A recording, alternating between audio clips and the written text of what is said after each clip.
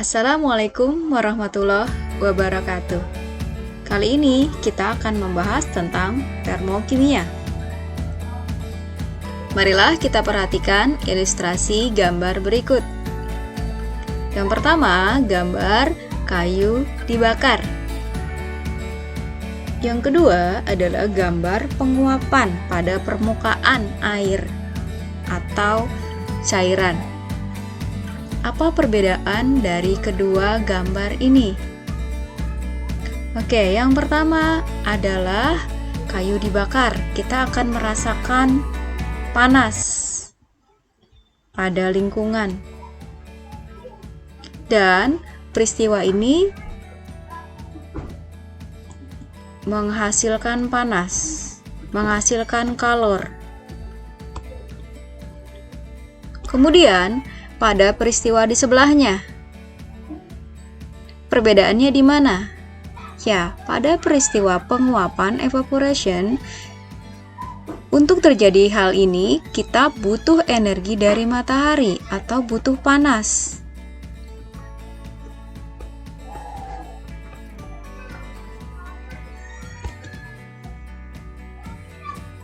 Ya, sudah melihat perbedaan di antara keduanya. Satu menghasilkan panas, kedua butuh panas. Asas kekekalan energi.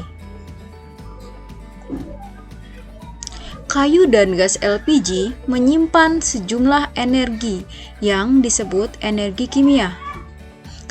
Ketika bahan-bahan tersebut terbakar, sebagian energi kimia yang tersimpan di dalamnya berubah menjadi kalor. Asas kekekalan energi disebut juga hukum pertama termodinamika, di mana energi hanya berubah bentuk dan energi itu kekal. Jadi, apa hubungannya dengan termokimia? Apa itu termokimia?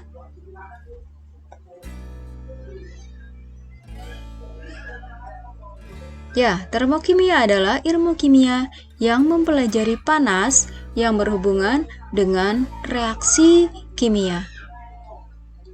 Apa yang kita pelajari di bab ini? Yang pertama, kita akan mempelajari tentang pengertian sistem dan lingkungan, kemudian reaksi eksoterm dan endoterm.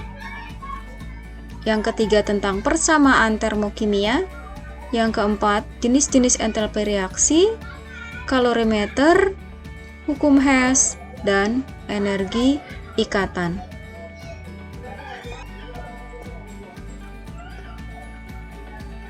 Oke, kita lanjutkan dengan pengertian sistem dan lingkungan. Apa itu sistem? Sistem adalah segala sesuatu yang kita amati. Pada reaksi kimia, yaitu kita akan membahas tentang reaktan dan produk. Itulah sistem. Kemudian apa itu lingkungan? Lingkungan adalah sesuatu yang berada di luar sistem. Misal, pada kayu dibakar. Sistemnya apa? Sistemnya adalah pembakaran kayu. Lingkungannya adalah yang ada di luar kayu bakar tersebut. Misalnya apa? Udara, tanah, dan segala sesuatu yang tidak yang ada di luar dari kayu bakar tersebut. Manusia yang menyaksikan kayu dibakar juga termasuk lingkungan. Ya, sistem dibagi menjadi 3, yaitu sistem terbuka, sistem tertutup, dan sistem terisolasi. Ini adalah contoh dari sistem terbuka, yaitu dapat mengalami pertukaran materi dan energi dengan lingkungan. Sistemnya adalah air. Lingkungannya adalah gelas, udara, kayu, dan sebagainya. Di sini air bisa keluar karena mengalami penguapan. Kalornya juga bisa keluar masuk dari gelas dan keluar gelas. Kemudian sistem tertutup. Contoh pada gelas atau botol yang tertutup. Dapat mengalami pertukaran energi, tetapi tidak mengalami pertukaran materi dengan lingkungan. Susu yang ada di dalam sini, sistemnya, materinya tidak bisa keluar karena terhalang tutup. Tetapi energinya bisa keluar masuk, kalornya. Susu yang kita diamkan lama-lama akan menjadi dingin. Kemudian sistem terisolasi tidak dapat mengalami pertukaran materi dan energi dengan lingkungan. Artinya materinya, sistemnya tersekat di dalam. Tidak ada pertukaran materi ataupun energi. Kalor tidak keluar masuk.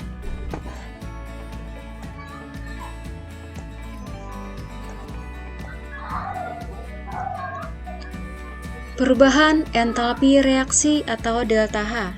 Apa itu delta H?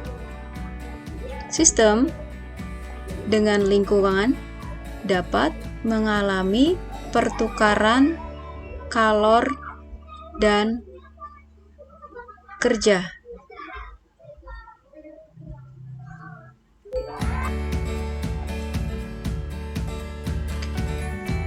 Perubahan entalpi reaksi atau delta H.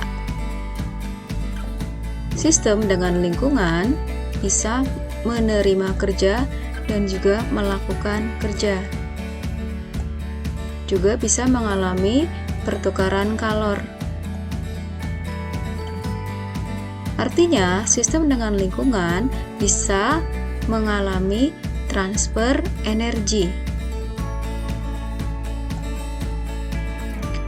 Kalor atau Ki yang dilepas dan dibutuhkan dalam suatu reaksi kimia dalam keadaan tetap disebut dengan entalpi. Kita lambangkan dengan H. Entalpi tidak bisa dihitung. Yang bisa dihitung adalah perubahannya atau selisihnya, yang kemudian kita sebut dengan delta H.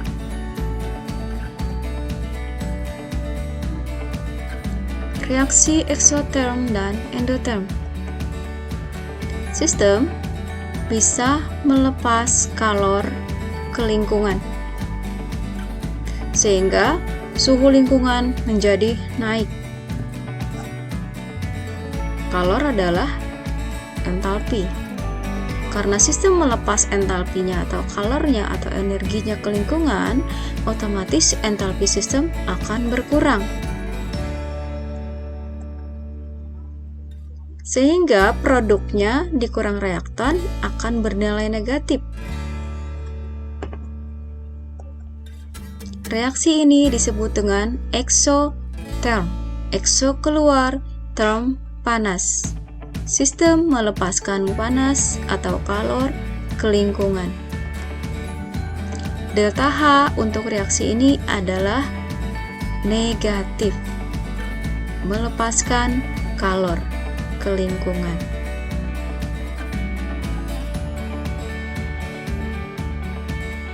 Sistem bisa menerima kalor dari lingkungan, ditandai dengan lingkungan suhunya menjadi turun karena kalornya diberikan ke sistem. Otomatis karena sistem menerima kalor atau energi atau entalpi dari lingkungan, maka sistem entalpinya akan bertambah. Delta H-nya positif. Produknya lebih besar energinya dibanding dengan reaktannya.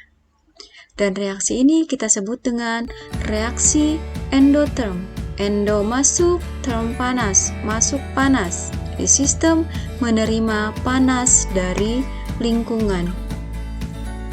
Ya, gambarnya seperti di bawah ini.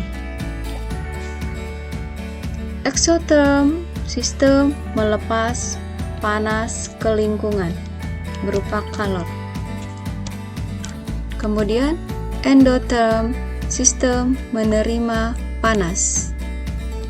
Panas masuk ke lingkungan. Panas masuk ke sistem. Untuk exotherm, panas atau kalor keluar dari sistem ke lingkungan. Sistem tidak bisa kita rasakan energinya. Yang bisa kita rasakan adalah lingkungan, menjadi terasa panas atau terasa lebih dingin. Berikut adalah diagram energi untuk reaksi exotherm dan endotherm. A untuk endotherm, garis vertikal adalah garis energi. Di sini terlihat bahwa energi produk lebih tinggi daripada energi reaktan. Sehingga selisihnya produk dikurang reaktan yang lebih besar dikurang lebih kecil, maka delta H-nya hasilnya adalah lebih besar dari 0 atau delta H bernilai positif. Untuk reaksi kebalikannya, exotherm melepas panas, entalpi produk lebih besar, lebih kecil ya. Entalpi produk lebih kecil daripada reaktan karena sistem melepas energi ke lingkungan sehingga produknya energinya lebih kecil daripada awal. Sesudah reaksi dengan sebelum reaksi energinya lebih kecil. Sehingga selisihnya produk dikurang reaktan akan lebih kecil dari 0 atau bernilai negatif.